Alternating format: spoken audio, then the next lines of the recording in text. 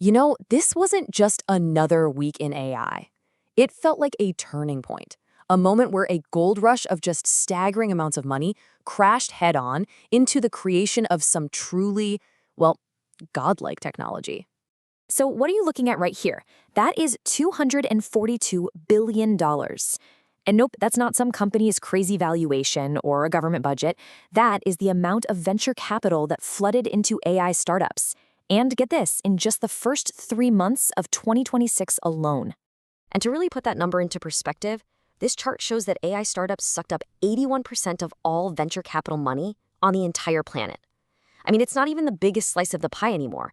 At this point, AI is the pie. The rest is just crumbs. Okay, so how do we make sense of all this? We're going to break it down into 4 quick parts. First, that ocean of capital. Then, the godlike breakthroughs it's funding. Third, the new arms race it's created.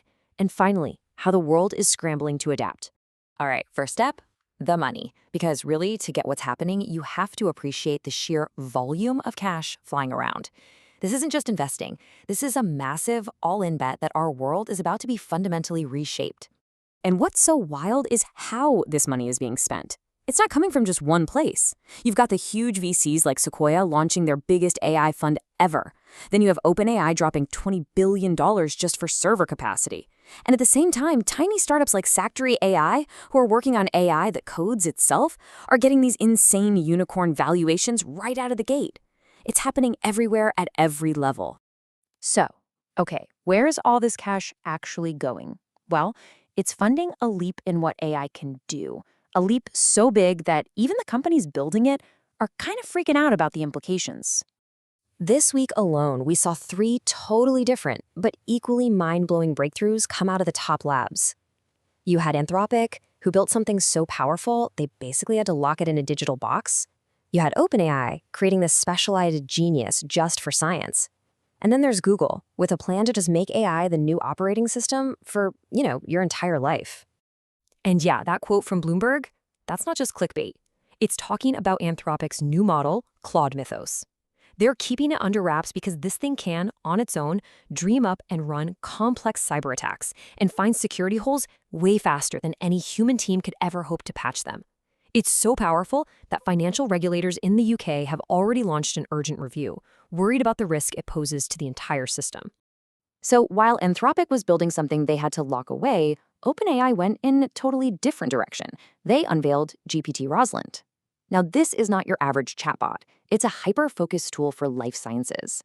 Think of it as an AI research assistant designed to plow through massive amounts of genomics and biochemistry data. This is a huge shift, right? AI is moving from being a fun novelty to a fundamental tool for actual scientific discovery. And then you've got Google.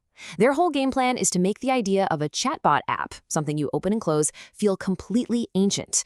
Instead, they're embedding AI as this invisible foundational layer across everything. Android, Maps, Chrome, you name it.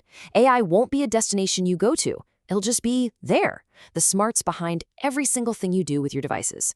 Now, of course, breakthroughs like this don't just happen in a vacuum. They are pouring gasoline on an already raging fire, a super intense, high-stakes arms race for who's going to dominate this new world. And that's happening between companies and between countries. And just look at this. This is a jaw-dropper. For the very first time, Anthropic has actually surpassed OpenAI in annual recurring revenue. We're talking $30 billion for Anthropic versus $25 billion for OpenAI. To give you some context, Anthropic's revenue grew 30 times over in just 15 months. This completely redraws the map of who the key players are. Okay, now let's zoom out from the corporate battle to the geopolitical one. This chart tells a really dramatic story. The latest Stanford AI Index shows that the performance gap between the top AI models from the US and China has, well, it's pretty much disappeared. That big lead the US had back in 2023, it's now shrunk to less than 3%. The race for AI supremacy is officially neck and neck. Okay, so what does all this actually mean for the rest of us? The money, the godlike tech, this crazy arms race. Well, the consequences are not abstract anymore. They are starting to hit the real world, and they're hitting it hard. This timeline here shows you the chain reaction perfectly. It's pretty simple. First, the AI gold rush creates this bottomless appetite for new data centers. That, in turn, causes a global shortage of memory chips. And the result? Bam! Meta just raised the price on its Quest VR headsets, and they're directly blaming the rising cost of those chips. A gadget you can buy in a store is now more expensive because of this AI boom. And it turns out the AI boom is running headfirst into the limits of physical reality.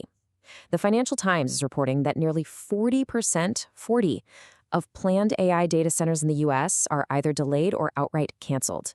Why? Our power grid literally can't handle them. And that is starting to trigger a real backlash.